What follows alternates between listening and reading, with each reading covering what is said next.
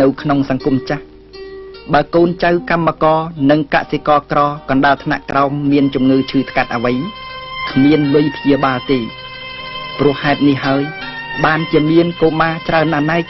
ត្រូវស្លាប់បង់ជីវិតយ៉ាងអណោចអធមក្រោយពេលរំដោះបកនិងរដ្ឋាភិបាលយើង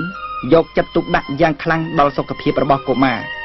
កាលណាក្មួយមានជំងឺបានពេទ្យជួយព្យាបាលនិងថែទាំយ៉ាងហ្មត់ចត់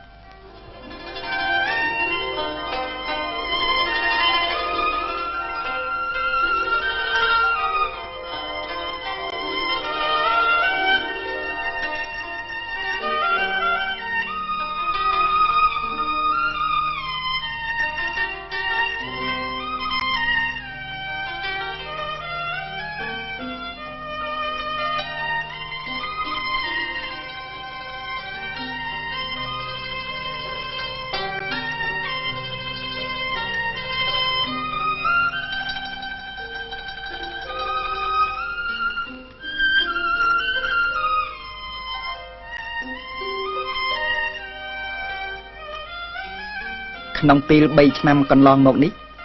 យើងបណ្ដុះបណ្ដាលបានពេទ្យបដិវត្តជាច្រើនដែលស្រឡាញ់ប្រជាជនហើយមានស្មារតីលះបង់ខ្ពង់ខ្ពស់បងប្អូនអនុវត្តជាក់ស្ដែងបណ្ដាលរៀនសូត្របណ្ដាលហើយក៏បានលុតដំនិងលើកកម្ពស់បច្ចេកទេសក្នុងដំណើរជាក់ស្ដែង